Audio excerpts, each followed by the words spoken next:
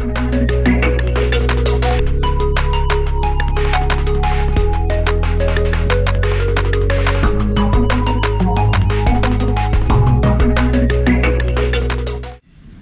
at the very least, you guys have all been relatively successful in building organizations, raising capital, getting companies to some level of sustainability, whether that's profitable or not. I'll just rattle off the numbers here really quickly. So Jeremy Yelp's raised $56 million in capital to date. More recently, January 2010, I believe $25 million. David Sachs, you guys raised, I guess, $16 million for Genie and $15 million for Yammer. You ran both companies, and Yammer was sort of born out of that team. And then Max, you've raised a total of $78 million in capital, in particular $50 million in January 2008, at a recorded $500 million valuation. So Ben Horowitz wrote a rather interesting post a few weeks ago on the Fat Startup, in some response to maybe Eric Rees's proponents of the Lean Startup. And I think Mark Andreessen somewhat presciently suggested that raise as much money as you can when you can prior to the downturn in 2008. That seemed to be like a great strategy. So Ning raised a lot of money around that time, LinkedIn raised a lot of money, Sly, RockU, several other companies raised very large rounds of financing at pretty substantial valuations. It's a year and a half later. The downturn has sort of recovered quite a bit. And I know at least Max, you're having to support a relatively healthy valuation from the investor perspective. Do you guys think that raising a large amount of capital a year and a half to 2 years ago was the right move? Or would you have changed your strategy kind of knowing what you know now? I think looking back and regretting things is generally, I think, less thing to do. But no, I think we raised money because, I'll quibble with you. I think I may have been the one who sold Andreessen the idea that you should raise money while the raising is good. But I will certainly not claim it as a fact, since he seemed to have done just as well as me. The reason, for the record, I raised money for Slide when we did is because there was a moment in PayPal history when Peter came into the office and said, "We're going to raise a ton of money." I said, "Why? We have plenty in the bank." He said, "I got this smell in the air, and it smells like a stock market crash." And he rattled off a million stats, which back then I didn't understand. But he said, "Look, it doesn't matter. I just have this feeling shit's going to hit the fan, and it's going to be bad, and we're going to go raise money right now." And she was exactly right. We closed the round literally the week before the $100 million round in 2000. It was basically predated the market crash by a week. And so we literally just got under the gate, pulled out the hat, Indiana Jones style. And so in 2007, Peter and I had dinner where I said, I'm no you, and I don't really quite read a financial science as well as you do, but I got the same smell that you had back then. I think this whole housing bubble you've been talking about for the last 15 years is finally going to blow up. And he said, "Yeah, I think so too." I said, "Great, I'm going to go raise money." And so I think back then, I'm not sure exactly how much money we had in the bank, but it's really the right thing to do because, for one, I've seen it work, and PayPal would not have worked out had we not raised that round. That was absolutely imperative.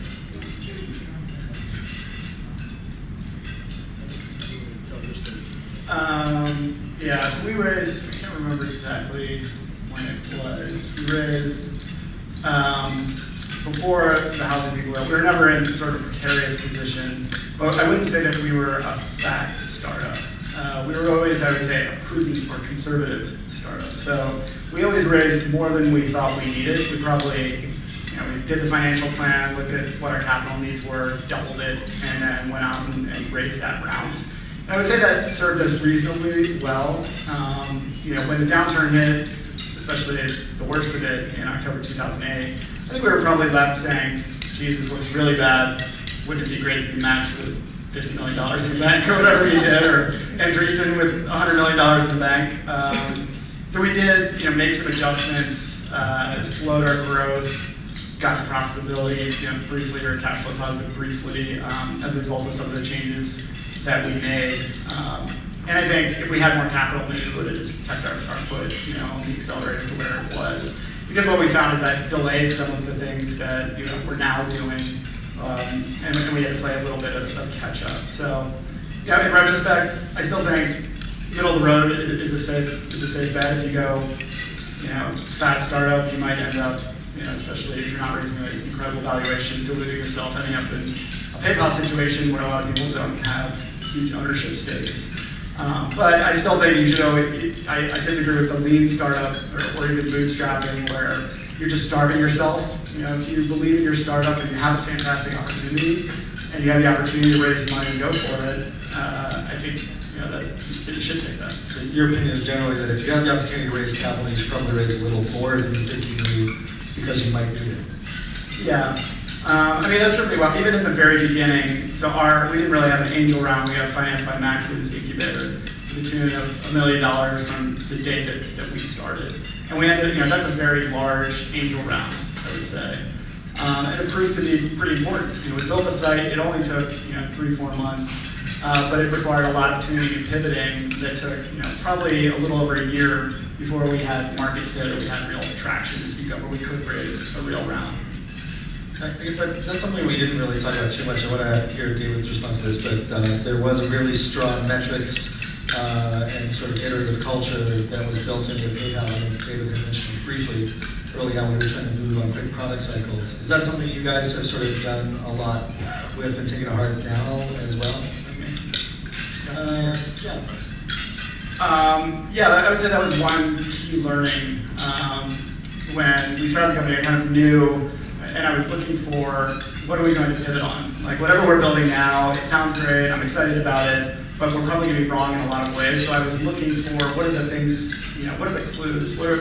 What's the new direction that we're going to have to shift to? And sure enough, we started, focused on asking friends for recommendations. And then sort of as an afterthought had this way to write your own reviews, and looking at the data we could see a little blip where people would get addicted to writing reviews. And so we pivoted the entire, the site was entirely about asking friends for recommendations, and then we became entirely the platform for sharing your recommendations. And so for you guys, like SEO and community recommendations were two of the strategies for growth that you guys have, I think, executed fairly successfully. Yeah, we stumbled onto a lot of that. Initially we had a wall up around the site, and then we thought, well, we don't have a lot of traffic, and there's this Google thing. Why don't we drop the wall and see what that brings? And so that started working. And then as users arrived to the site, and they were all in a specific locale, we're like, maybe we should get together with these users and throw parties with them. Which sounded like a lot of fun at the time. And that turned into our community strategy. So it was very organic. As well as your PR strategy, I guess. Yeah. We didn't plan it, but the idea of throwing stuff out there and then watching the data and then tuning quickly, sort of the agile, react very quickly, all of that I think was inspired by PayPal. So I guess I would say, David had the ultimate pivot in that he actually created another company as a result of that pivot. Some interesting parallels maybe with Ev Williams and Twitter, and then Ev started Odeo initially, and then they sort of discovered Twitter as this sort of outgrowth of what happened initially with Odeo. David, do you think your experience with Genie and Yammer is similar or different from that? Both companies are still sort of operating. Yeah, it's different in the sense that they're both going concerns and obviously they're doing great different things, but they're both doing well. And Genie's based in LA, Yammer's based up here. So it's a little different in that respect. Yammer did start as kind of a side project inside Genie that a couple of engineers were working on, and we really liked it, and so we decided to spin it out. Well, and I guess I'm probably not describing it correctly to say it's maybe a cross between Twitter and LinkedIn, but it's sort of it's communication inside the enterprise. I'm sure that you'll correct me on that. So it's business focused, like LinkedIn, but LinkedIn and Twitter are both public sites. All the content is essentially public. Yammer is, a Twitter or Facebook for inside your company. So essentially, it's kind of a Web 2.0 intranet.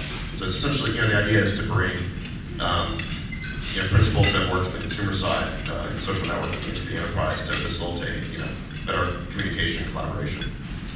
And I guess one other point we sort of glossed over is that you've had success outside the technical arena, also in the entertainment arena. And Thank You for Smoking was a production by Route 9 Entertainment, and that was something you financed. And had a hand in. I think Max was also an executive producer as well. Several of the PayPal Mafia were behind that. And that was a pretty successful movie venture as well, right? Yeah, I mean, it's, so after we sold PayPal, I just wanted to do something completely different. I didn't want to jump right into creating another startup, and so I decided to, I created a production company, and we, produced that movie, and, we got Golden Globes. And, we got nominated for Golden Globe for Best Picture and some other awards, and, it did about, the movie's budget was about $8 million, and did about $30 million at the box office, so, by independent movie standards, it was a hit. Which for investors means you get your money back. So. Where's money? I said, where's my check?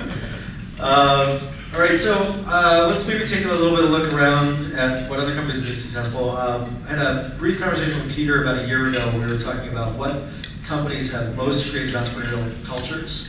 And the two that he sort of suggested, one was PayPal, obviously, the other one was Amazon. And sort of in contrast, I think, he stated maybe that Google, Microsoft, and Yahoo all had it too easy with their business models. There wasn't enough stress testing going on inside those enterprises. Whereas it took Amazon quite a long time to get to profitability, and they were always trying to tweak a lot of things. So what companies do you think are sort of, which companies do you guys admire right now for instilling strong entrepreneurial culture and technical excellence? And maybe I'll just throw out a few companies and you can tell me which are your favorites. So from Google, Facebook, Amazon, Twitter, Apple, and Zynga, do you guys have any favorites in there that you think has instituted most entrepreneurial cultures in the recent few years? Is this question really what big companies do you want to recruit from? Sure, whatever floats your boat, Jeremy. I would say there's still really high quality engineers at Google, so the bar there is still very high. Especially if you want someone who can work on infrastructure, which is generally a rare bird. So happy to post from there. If there's any Google engineers in the room looking for work, we should talk. So do you think it was a good idea that Google walked away from the table for your offer to buy them for $650 million, or do you think that was not a good idea? Comment or characterize any discussions that may or may not have happened. So you think that Google is a very entrepreneurial culture? Or you're saying technical excellence? Yeah, there's technical excellence. I mean, I don't know, it's hard to call a big company's culture really entrepreneurial. I think they like to frame it that way because it attracts employees, and certainly that's a big part of the sales pitch is come in and you can work on anything, and we have 20% time, and yada yada, and everyone plays that song. But the reality is when you walk in the door, they're like, okay, here's a giant system, we need you to work on this little widget and fix that problem. And so, there are new projects that start, but I think these days, especially at Google, it's probably a more strategic initiative, like we know we need to be in this space, let's get some good people to work on it. Max, you have had a lot of interaction with Facebook, both from Slide as a company, and I don't know if you have other investments in companies that sort of came out of Facebook. What's your assessment of sort of both technical and entrepreneurial culture at Facebook? I'm not sure what exactly makes me qualified to judge the entrepreneurial or technology at any company other than my own, to be completely honest, or my investments. But I think Facebook has a remarkably strong engineering culture, at least that's apparent in the quality of their platform and the APIs. You can see that people have their heads on right when you use an API that's put together well and they listen to your feedback and give intelligent responses. I think the culture entrepreneurship is something that can really only be understood if you're inside the company. I have no idea whether Amazon has an entrepreneurial culture or not. It's pretty impressive how they launch really cool new products and projects seemingly out of left field. But that does not qualify as an entrepreneurial culture. It could all be coming out of the head of Jeff Bezos Sunday mornings, or it could really be from the ground up. I think the most objective way perhaps to judge companies' entrepreneurial culture is actually by the number of startups that are constantly spitting out of those companies, essentially the pent-up demand to do your own thing. And I think for a long time, Google, after PayPal Mafia perhaps, the Google Mafia was the kind of just non-stop flow of engineers trying to start something new. And you can sort of critique what those things were or not, but just a steady stream of Google people doing stuff. And I think recently we started seeing the first batch of Facebook people doing stuff.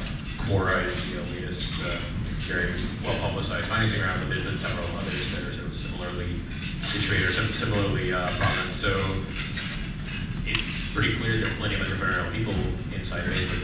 The culture of the company is probably impossible to judge unless you're on the inside. It seems to be the common denominator of the companies that kind of remain, innovative and entrepreneurial over a long period of time is whether the founders are still there. I think that's the key thing.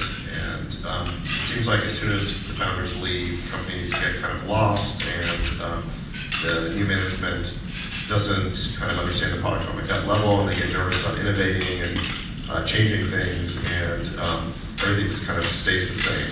And since technology has a half-life, a few years later, the company's in pretty much an irretrievable situation, and that's probably the best predictor, of which companies are going to be successful 5 years from now.